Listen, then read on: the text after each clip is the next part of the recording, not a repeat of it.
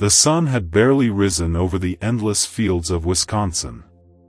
The morning air was crisp, filled with the smell of damp earth and fresh hay.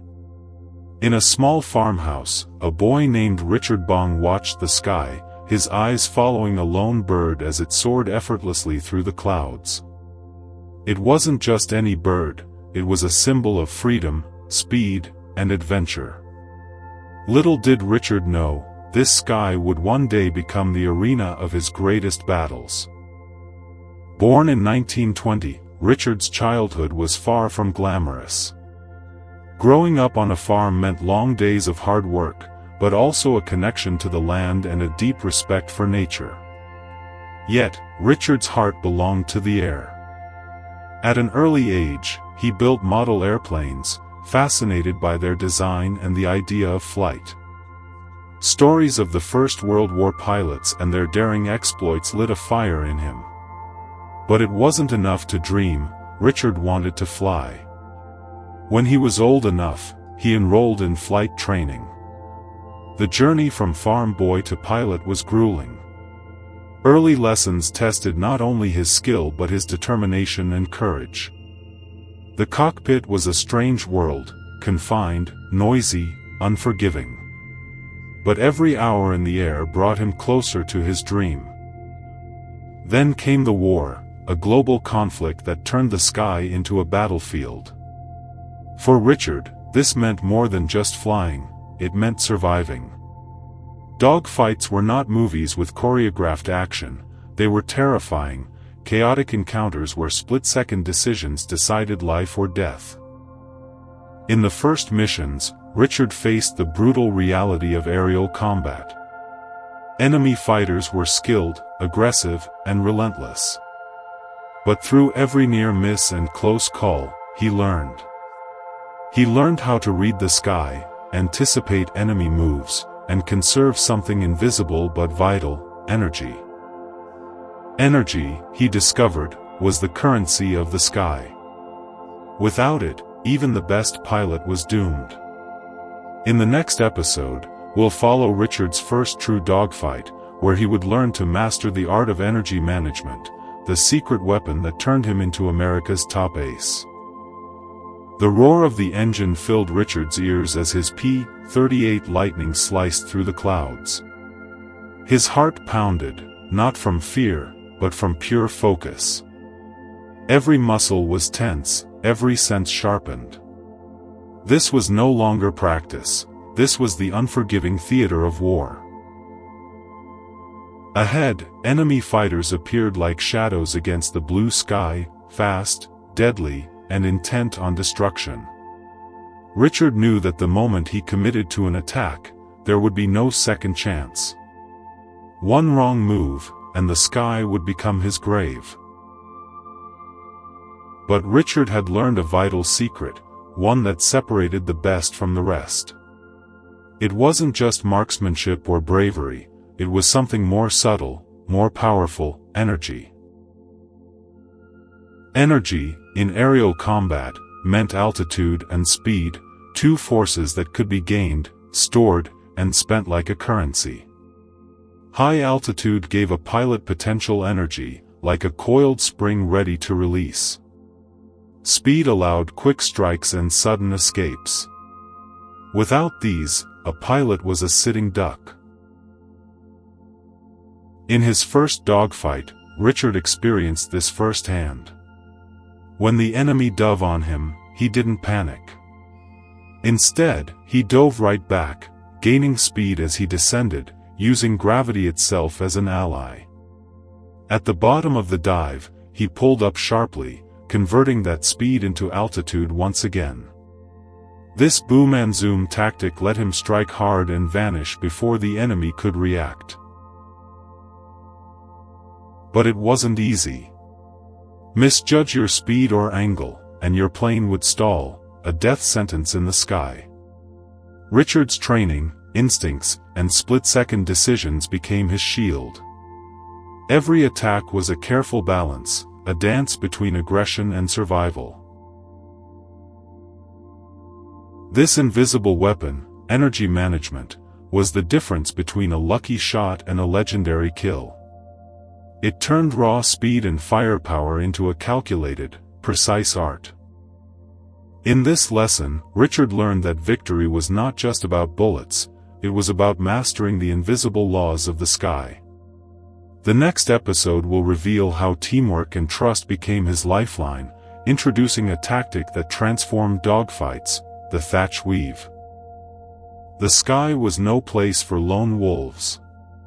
Richard quickly learned that flying solo was a death sentence. Enemy fighters hunted in packs, and even the most skilled pilot could be overwhelmed without backup. In the chaos of battle, trust wasn't just a virtue, it was a lifeline.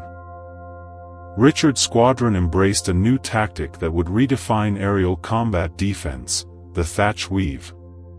Developed by U.S. Navy pilot John Thatch, this maneuver was a brilliant answer to the nimble, aggressive Japanese Zeros that outperformed many Allied planes in turning speed. Imagine two planes flying side by side, weaving in tight, synchronized arcs, a deadly dance of trust and precision.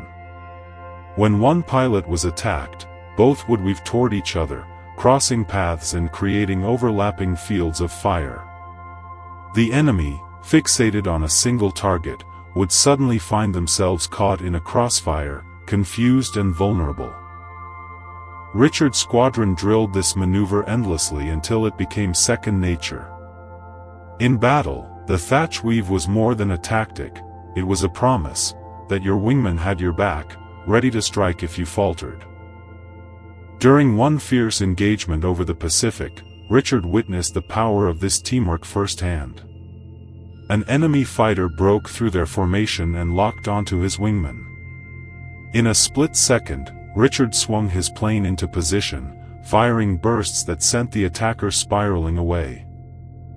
The thatch weave wasn't just about bullets, it was about synergy, communication, and instinct. In a sky where seconds counted, this trust between pilots saved lives and turned the tide of countless battles. But the skies weren't just a game of tactics and trust, they were also a battlefield of minds. In the next episode, we'll dive into the psychological warfare that made aces true masters of the skies, where outsmarting the enemy was just as important as outshooting them. The sky was a chessboard, and every pilot a player in a deadly game. But unlike chess, the moves happened at hundreds of miles per hour, where hesitation could mean instant death. Richard Bong understood that dogfighting wasn't just about reflexes or skill, it was a battle of wits. The best aces mastered the art of psychological warfare, using deception, patience, and boldness to outthink their opponents. One tactic was baiting, deliberately exposing a weakness to lure the enemy into a trap. Richard would sometimes pretend to retreat, appearing vulnerable, only to suddenly reverse and strike when the pursuer was least prepared. Another was the feint attack, where a pilot would make a quick fake move, causing the enemy to react prematurely, wasting precious energy and position. These split-second mind tricks required nerves of steel and razor-sharp focus. But the mental game went deeper. Pilots had to read their opponent's tendencies. Were they aggressive, cautious, or desperate? Understanding this often meant predicting their next move before they even thought of it. Richard often studied enemy behavior during quieter moments, turning observation into a weapon. The better he knew his foes, the better he could anticipate and counter their attacks. In the air, confidence was as important as firepower.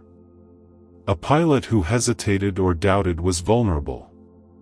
Richard's calm under pressure, born from countless hours in the cockpit and battlefield experience, gave him a psychological edge that often decided the fight before it began. This mental mastery, combined with tactics and teamwork, made Richard Bong not just a pilot, but a strategist of the skies. In our next episode, we'll explore how technology shaped these tactics, how planes like the P-38 Lightning were not just machines, but essential partners in aerial warfare. In the vast expanse of the sky, man was only part of the equation. The true battle was also fought in the cockpit, where steel, engines, and technology determined who would live and who would fall. Richard Bong's weapon of choice was the Lockheed P-38 Lightning, a twin-engine fighter that was as fast as it was versatile. Unlike the nimble Japanese Zero or the sturdy German Bf-109, the P-38 had strengths and weaknesses that shaped every tactic Richard used. Its powerful engines gave it exceptional speed in a dive, perfect for the boom and zoom attacks Richard favored. The twin tails provided stability, and its heavy armament meant a single burst could cripple an enemy plane. But it wasn't perfect. The P-38's size made tight turns difficult, which meant dogfighting in close spirals wasn't its strong suit. Instead, Richard had to use speed and altitude to keep the advantage, striking quickly before the enemy could respond. Across the world, other aces flew different machines, each demanding a different style. Germany's Bf-109 was agile and deadly at close quarters, while Japan's Mitsubishi Zero boasted incredible maneuverability but sacrificed armor and firepower. Pilots had to adapt their tactics to their machines. Richard's mastery was in knowing his plane's strengths and weaknesses intimately, using them to outsmart opponents flying different aircraft. Technology was not just a tool, it was a partner in battle. Understanding it was as crucial as understanding the enemy. The roar of the engines filled the air as Richard Bong's squadron prepared to take off into the vast Pacific theater. Each mission carried the weight of survival, not just their own, but the fate of countless soldiers below. One day, Richard found himself deep behind enemy lines, outnumbered and outgunned. His heart pounded, but his mind was calm. Years of training had taught him that panic was the enemy's greatest weapon. As enemy fighters swarmed from all directions, Richard relied on everything he had learned: energy management, the thatch weave, psychological tactics, and an intimate understanding of his P-38 Lightning. Each maneuver was precise, deliberate. With a sharp dive, he struck one enemy plane, then climbed quickly to evade counterattack. Trusting his wingmen, they weaved through the sky, covering each other's backs. It was a deadly dance, but one they executed flawlessly. In this mission, Richard achieved what few could: 6 kills in a single day, bringing his total to nearly 40. But the number was never his goal. For him, each mission was a test of skill, courage, and the unbreakable bond between pilot and plane. These legendary missions forged Richard Bong's legacy, not just as a fighter ace, but as a symbol of tactical brilliance and relentless spirit. Flying at hundreds of miles per hour, dodging death in the form of enemy bullets and burning skies, this was Richard Bong's daily reality. But what truly set him apart wasn't just his flying skill or his razor-sharp tactics. It was the mindset beneath the helmet. From the outside, Richard appeared calm, collected, almost detached. But inside, he wrestled with fear, responsibility, and the heavy burden of survival. He knew every mission could be his last, and yet, he faced the sky with unwavering determination. Discipline was his anchor. Hours of training were etched into muscle memory, allowing him to react instinctively in moments of crisis. But beyond technique, Richard nurtured a mindset of resilience, accepting risk without hesitation, yet never reckless. He carried the weight of his comrades with him. Each kill was not a trophy, but a step closer to protecting his fellow soldiers and ending the war. This sense of purpose fueled his courage and focus. Off the battlefield, Richard was humble and reflective. He understood that luck played a role, and that the line between hero and casualty was thin and fragile. Yet, he believed in preparation. Luck favors the prepared mind, he would say. This mindset, calm under fire, relentless in purpose, humble in victory, made Richard Bong more than just a fighter ace. It made him a leader, a symbol, and a lesson for all who face impossible odds. Richard Bong's story didn't end with the war. Though he vanished too soon in a tragic accident, his legacy soared far beyond the battlefield. Today, his name is etched in history as America's top fighter ace, but his true legacy lies deeper, in the lessons he left behind. His mastery of tactics teaches us that victory is never about brute force alone. It's about knowledge, preparation, and the courage to make split-second decisions under pressure. The invisible currency of energy, the trust in teammates, the psychological battles, all these shaped not just a pilot, but a legend. Richard's humility reminds us that even heroes are human, marked by doubt, sacrifice, and a relentless drive to serve something greater than themselves. For those who face their own battles today, whether in the sky, the boardroom, or the everyday struggles of life, Richard Bong's journey offers a timeless message: skill without heart is empty, and courage without strategy is blind. His story inspires generations to rise, to learn, and to fly beyond their limits.